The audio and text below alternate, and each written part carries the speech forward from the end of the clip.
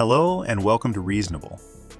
In today's video, we will explore 3 different reasons why Western sanctions against Russia have failed to meet their objectives.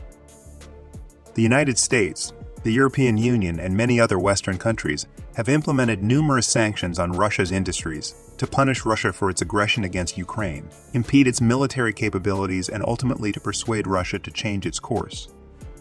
In fact, Russia is now the most sanctioned country in the world, with over 14,000 sanctions on Russian individuals and entities currently in place, which is more than the sanctions imposed on Iran, Syria, and North Korea combined. However, the Russian economy has remained relatively strong thus far, defying many economists' expectations.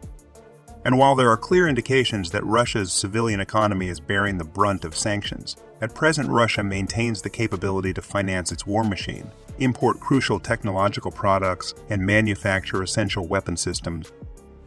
That being said, let's dive into the different reasons why sanctions have failed to stop or significantly impede Russia's military operation in Ukraine. The first reason why sanctions have failed is Russia's ongoing ability to export large volumes of oil, gas, and coal. While sanctions by mostly Western countries have had a significant impact on Russia's energy exports in the short term, Russia has nonetheless been able to earn massive amounts of revenue since the start of the war in Ukraine.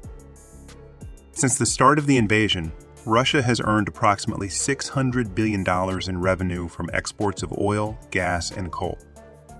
And according to a recent Bloomberg analysis, Russia's oil and gas exports reached an 18-month high in October 2023, underscoring Russia's ability to generate huge amounts of revenue despite sanctions. So, how has Russia been able to generate these revenues under massive sanctions by the EU and United States? Well, as always, the answer is multi-layered. First of all, it's important to realize that the European Union did not completely cease importing Russian oil until the 5th of December 2022, more than 9 months after the start of the invasion. And imports of Russian coal continued until the 10th of August 2022, almost 6 months after the invasion.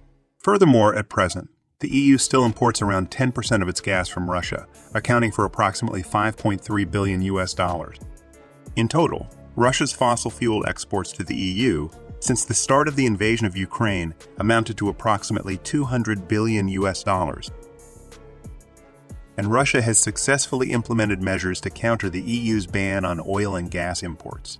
Russia has managed to offset some of the lost revenues from Western nations by redirecting energy exports to India, China, and Turkey. While embargoes by the European Union and other countries left Russia with fewer customers, countries like China, India, and Turkey have actually increased their oil imports from Russia.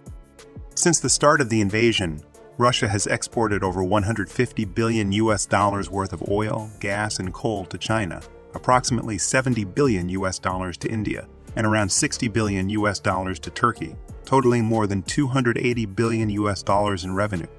But this is also a double-edged sword for Russia. The combination of embargoes and the $60 per barrel price cap implemented by the European Union and G7 nations have forced Russia to cut its oil prices and largely rely on only a handful of nations for its oil and gas exports. However, numerous reports indicate that the effectiveness of the $60 price cap is questionable, as Russia appears to sell its oil at prices exceeding the cap through various circumvention methods. The cap seemingly worked only when oil prices were low. With Saudi Arabia implementing voluntary production cuts in the summer of 2023, oil prices surged, and presently almost no Russian oil is sold below the $60 price cap. In conclusion, it is evident that sanctions have significantly impacted the Russian economy. However, they have certainly not prevented Russia from accumulating large amounts of revenue for its war efforts in Ukraine. Moving on, another important reason why sanctions have failed to stop Russia's war machine are Russia's ability to import crucial technology. Despite multiple rounds of sanctions from the EU and G7 since the invasion of Ukraine, overall Russian imports have largely returned to their pre-war levels. Russia has been able to bypass Western sanctions on technology and semiconductor imports, ensuring a consistent supply of crucial technology for the development of advanced weaponry like missiles, drones, and armored vehicles. For example, Russia's imports of microprocessors and semiconductors rose from $1.82 billion in 2021 to $2.45 billion in 2022, further indicating Russia's ability to import technology products that are crucial for its war in Ukraine. Also, massive amounts of civilian drones that can be used for various military purposes continue to be delivered to Russia from the UAE, Hong Kong, China, and Singapore. The sanctions regime, closely coordinated by the US and the European Union, was certainly able to complicate the Kremlin's direct access to certain technology. However, Russia established alternative routes fairly quickly, with imports of dual-use and controlled commodities now even exceeding pre-war levels. Now, let's move on to the third and final reason why sanctions against Russia have failed to meet their objectives: Russia's strategic partnerships. Russia has forged key alliances with countries like China, Iran, and North Korea, providing crucial economic, diplomatic, and military support. These partnerships have enabled Russia to sustain its military operation in Ukraine. For example, in mid-2022, Iran infamously started providing Russia with kamikaze drones to sustain Moscow's ability to attack Ukraine, after severely depleting its own stores of precision-guided munitions in the opening months of the war. Since then, Iran has provided Russia with hundreds, if not thousands, of one-way attack UAVs for its war in Ukraine. On top of that, Russia is supposedly building a plant approximately 500 miles east of Moscow that will mass-produce Iranian drones.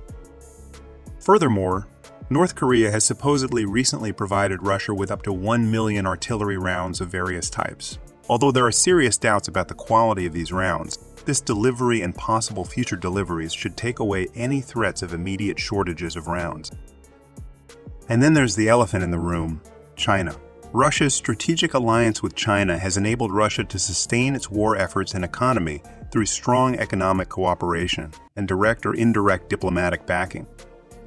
We've already mentioned Russia's success in importing crucial technologies, but imports from China are more fundamental than that. Almost 30% of all goods imported into Russia in 2022 came from China, and this number is expected to near 35% in 2023. While this economic interdependence is not necessarily desirable for Russia, its partnership with China plays a critical role in sustaining Russia's economy and everyday life. Also, China has indirectly provided diplomatic support by refraining from condemning Russia's actions in Ukraine and adopting a neutral stance. Although China did once back a UN resolution that directly mentioned Russian aggression against Ukraine, the nation has generally abstained from voting on UN resolutions on Ukraine. This pattern of abstention underscores China's cautious diplomatic approach, avoiding taking a clear stance on the conflict, while it at the same time prevents any global and unified efforts to form a UN resolution. In conclusion, while sanctions undeniably impact Russia's economy in the short term, and will continue to do so in the long term, Russia has nonetheless been able to generate massive amounts of revenue through oil and gas shipments to China, Turkey, India, and other countries in Asia. Next to that, Russia also continues to directly or indirectly acquire sufficient technology products to resupply its missile stockpiles, drones, and armored vehicles. And lastly, Russia can rely on its alliance with China for economic and diplomatic backing, and nations such as Iran and North Korea for the direct supply of drones and ammunition. Thanks for watching this video. Let us know what you think of our analysis in the comment section, and make sure to like and subscribe to our channel for more interesting videos and updates.